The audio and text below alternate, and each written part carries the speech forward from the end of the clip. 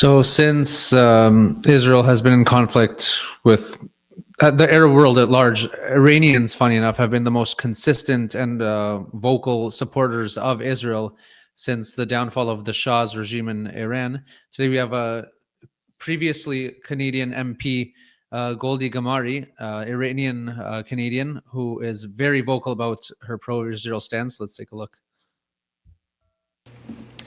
You know, Madam Speaker, when my parents immigrated to Canada in 1986, I was a year old. And the reason that they immigrated to Canada from Iran is because in 1979 there was an Islamic revolution, and our once free and democratic country was taken over by radical Islamists, was taken over by terrorists, and was taken over by fascists who actually executed over 40,000 communists in the late 80s. And so my parents escaped in 1986 because they wanted to live in a free and democratic society. And I was a year old at the time.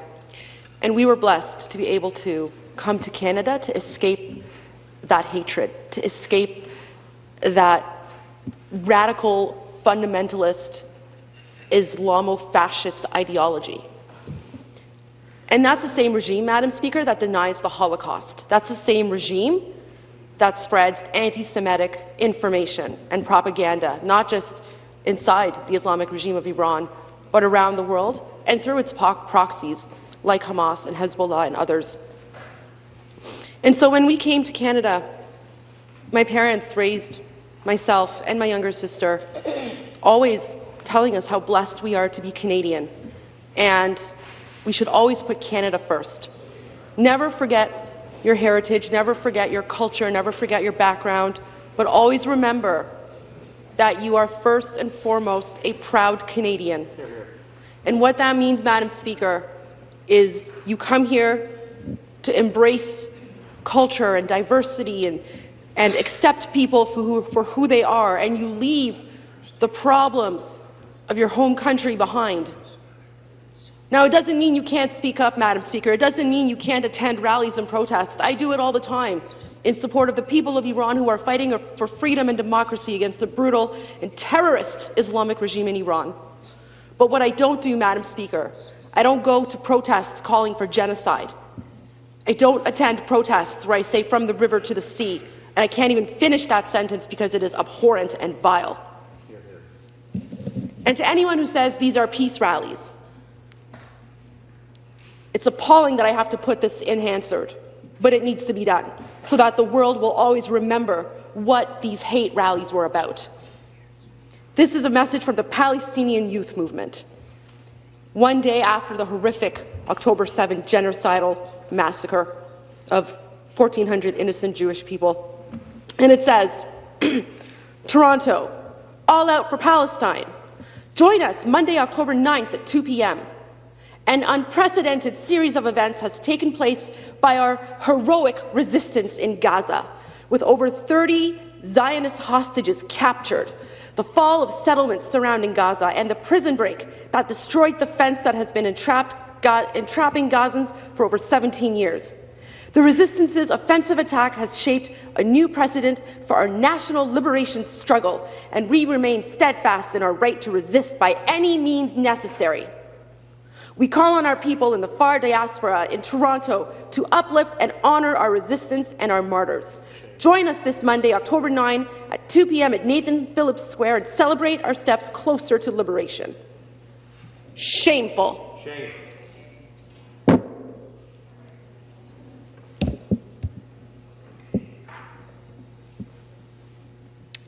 I was in Toronto on Monday, because Monday was Thanksgiving, and I was walking my dog, and I happened to come across this pro-Hamas celebration, this pro-Hamas rally.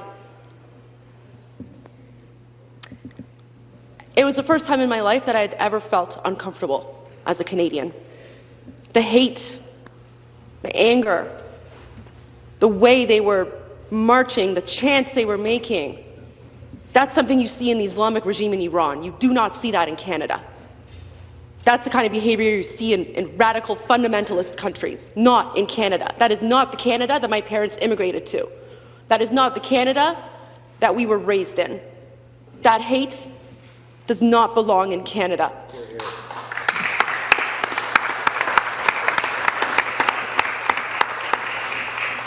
What was even more shocking to me, and I didn't realize this until a few days later, what was even more shocking to me is that the member from Hamilton Centre marched in that parade, participated in that very same parade, rally, celebration, whatever you want to call it, the pro-Hamas rally that supported the genocide. The member from Hamilton Centre marched in that. She can try to explain away her statement. She can try to say whatever it is she wants to say, but silence is louder than words. Even prior to this, when I had the unfortunate opportunity of having to hear her voice in this legislature again, she spread misinformation. She accused the state of Israel of bombing a hospital, even though it was debunked right away. It was the Palestinian Jihad organization, and Hamas was using it to spread propaganda to fuel more hate rallies around the world. She also failed to mention anything about the 1,400 innocent civilians. She failed to mention that the Hamas terrorists must release the hostages. You cannot negotiate with terrorists, Madam Speaker. You cannot. As someone who comes from a country that is ruled by Islamic regime terrorists, we know you cannot negotiate with them. They have no problem killing people. There's someone who's named Mossab Hassan Youssef, and I encourage everyone to look him up. Mossab Hassan Youssef is the son of a Hamas leader. He defected. He knows what happens on the inside, and he has some fascinating interviews. He's even wrote a book called Son of Hamas. And in that book, he writes, and in his interviews, he writes, Hamas does not care if you are Israeli or Palestinian, Arab, Jew, Bedouin. They do not care. They will execute everyone. They do not care about the people. They use Palestinians as human shields. And he said every few years, what the Palestinian Authority does, the Palestinian leadership, they will just create a war because they know what's going to happen is Israel will retaliate, and then the world will be outraged, and then they will get money through donations. That's what he says. This is someone who was born and raised in Hamas, and he defected.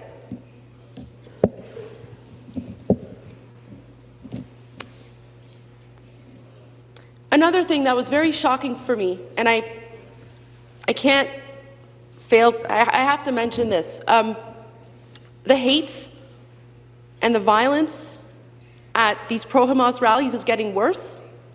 Yesterday, I believe it was yesterday or possibly the day before, Cafe Landwehr in Toronto was surrounded by pro-Hamas supporters at the rally, and they all started chanting, boycott, boycott the Zionist cafe.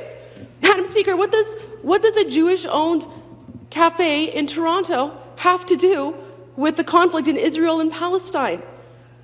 We are being faced with full-on hatred, full-on anti-Semitism.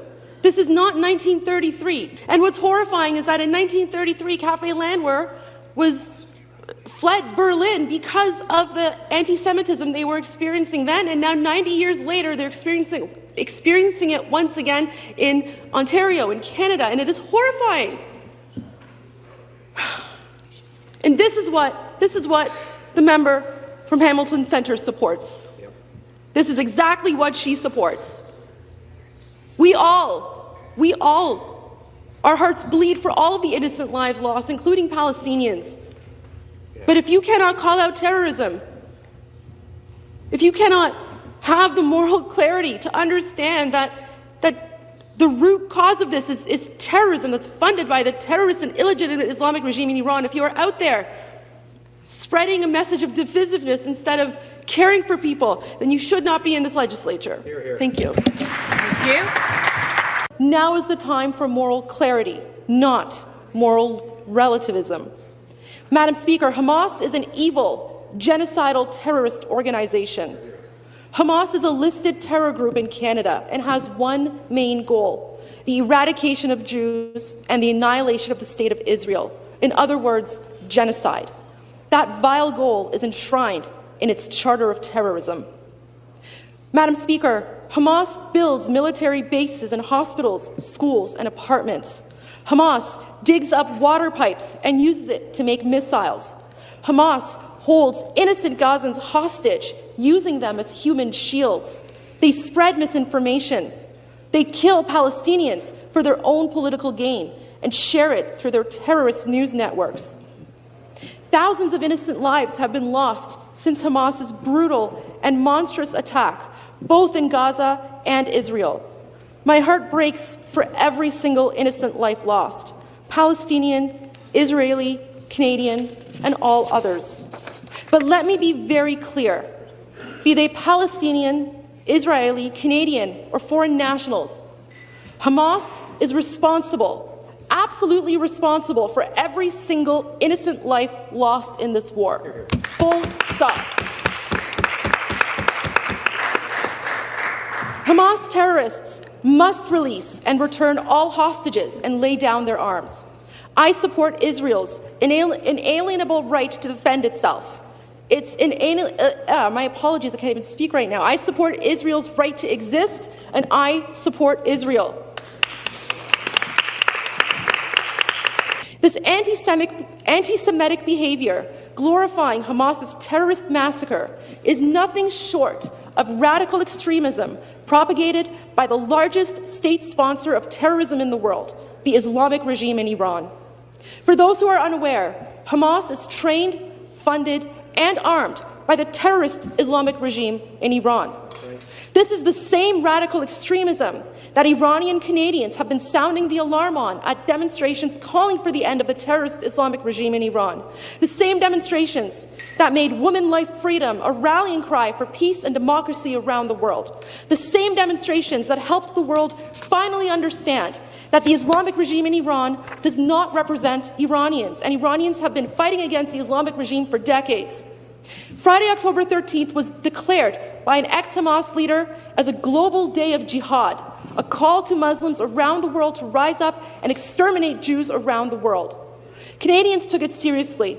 Police forces across the country increased security in Jewish community centres, schools, synagogues, and more. Those who attended the pro-Hamas rallies this week claim it was about freedom and human rights. But where were they when Iranians were calling for the end of the Islamic regime and calling for freedom and human rights in Iran? They were nowhere to be seen. While Canadian politicians of all stripes were quick to condemn these pro-Hamas hate rallies, some did not. And that silence is deafening. One horrifying and spine-tingling sentiment that I've seen on social media time and time again from people in the Jewish community is the following, and I quote, "This week, I've learned which friends would hide me during the next Holocaust, which friends would not, and which friends would hand me over. I've got friends in all three categories. I see you." Chilling. The Jewish people are living their darkest days right now, living their worst nightmare since the Holocaust. I cannot even fathom what it must feel like to live in fear, to walk down the street and look at someone and think, will this person hate me just because I exist, just because I'm Jewish? But Madam Speaker, even in these darkest days of loneliness, fear, and isolation, in the face of the worst anti-Semitism seen since the Holocaust, there is a beacon of hope. The sun is slowly rising, and I'm referring to the Lion and Sun flag. Since the horrific terrorist attack by Hamas, Iranians in Iran and around the world have been standing in solidarity with the people of Israel. Iranians Stand With Israel was a hashtag that was trending on X for days. Every single peace rally organized by Israel and the Jewish community has been flooded with Iran's Lion and Sun flag and attended by hundreds of Iranians in a show of solidarity. Iranians inside Iran have been chanting slogans and secretly raising the flag of Israel in defiance of the terrorist Islamic regime's anti-Semitic, Holocaust-denying, and pro-Hamas policies. Jewish Iranian soldiers have been sending messages of support to Iranians through the Israel Defense Forces Farsi channel on X, saying that they are in this together against the terrorist Islamic regime. The history of Jews in Iran dates back to late biblical times. After establishing the Persian Empire, King Cyrus the Great allowed all subjects to participate in governance. He borrowed the good deeds of other cultures in the first sign of his commitment to diversity through culture. He set the Jews free from their Babylonian captivity that had taken place decades before. Cyrus the Great facilitated their return to the Promised Land, Israel, and he became a notable figure in the Jewish scripture as a savior who helped them build the Second Temple in Jerusalem. This great event in Jewish and Persian history took place in the late 6th century BC, by which time there was a well-established and influential Jewish community in Persia.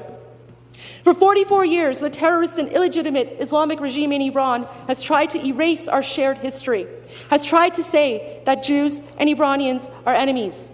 But they cannot erase our history. These radical extremists who have been funding terrorism in the Middle East, these radical extremists who have helped Hamas attack Israel, who support this cause, who call for the eradication of Jews in Israel, they cannot erase our shared history spanning almost 3,000 years. And again, Madam Speaker, in these darkest times, I've never been more proud of the brave Iranian people who have been spearheading the fight to call out pure evil. The Lion and Son of the Iranian people will always stand, not behind, but beside the Blue Star of Israel, because that is what friends do. That is what humanity does. That is what it means to stand up and speak out in the face of pure, unmitigated evil. Okay, so there you have it. That was Goldie, and we have so much unfortunate news. I was just actually looking up, and she was actually ejected from being an MP in 2025 because she actually had a meeting with Tommy Robinson, as many of you know him, known as a far-right figure in Canada. So the conservative government leader actually kicked her out from being an MP because of her meeting. And yeah, that's a great loss for us having such a supporter in the House of Commons. But we see here that's, again, it's amazing to have such support. But these protests that we've seen since October 9th, that she mentioned, the tweet of the pro-Hamas schools here in Toronto, these protests are going to go on, no different as they did before. Even though we're on the cusp of a ceasefire, we'll see how long that lasts. But obviously, we want our hostages back. The hostages are going to be freed hopefully tomorrow at some point. But these rallies are already still going on. At the same time, they're calling for the extermination of Israel from the river to the sea. They want genocide against all the Jews. At the same time, they're calling that we're committing genocide. But at the same time, this is the paradox of it, is that they're also against this ceasefire because it curbs their right to resistance by any means. So again, you look forward to your local pro-Palestine rally that is going to keep going on despite the Trump peace plan, because a lot of Muslims and Arabs are totally against it, unfortunately. And just that interesting last point, that the Persian government and Israel have a very long dated relationship going back to the biblical era of King Cyrus, who actually helped the Jews build the Second Temple in Jerusalem. That is our claim. The Bible has two prophecies that came true, and we're witnessing the second one come true. The Jews were exiled to the four corners of the earth, so to speak, to every country known to mankind. That was written in the Bible before the Jews were exiled in the First Temple era. And the second prophecy is that the Jews will come back. So despite all the Palestinians saying we have no claim and we're land stealers and we stole their land, and prophecies told us that we're coming back, we never lost that claim towards Jerusalem. We always prayed for the return of Jerusalem from the moment we were exiled. So don't let anyone tell you otherwise. The Jewish connection to the land of Israel has been consistent since the day we were left, and God's promise is coming true today before our eyes. The Jewish people are coming back, and we're not going to let that land go anymore. So again, pray for the hostages. If you can, say a chapter of Tehillim or Psalms. it's not over until we have them back in our hands. And Chag Sameach, hopefully we'll all dance together as we should on this Simchat Torah, because exactly 2 years ago on Simchat Torah is when this attack happened. Am Yisrael Chai.